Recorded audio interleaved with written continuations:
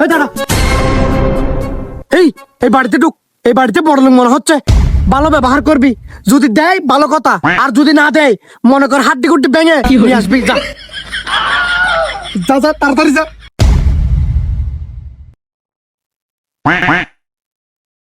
আসসালামু আলাইকুম। মাহালা বোন, কেউ থাকলে কিছু টাকা পয়সা দান করেন।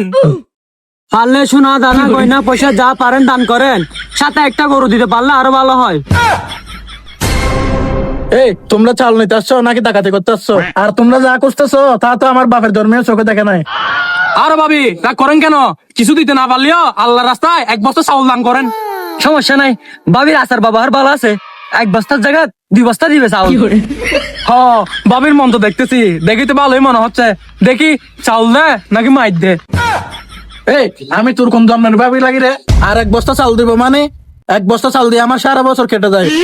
দাঁড়া দিচ্ছি। ভাইয়া, বাবি সুন্দর আছে। এই চুপ চুপ। হ্যাঁ ভাবি, কি দিবেন দেন, তাড়াতাড়ি দেন, আমাদের আবার অন্য জায়গায় যেতে হবে তো।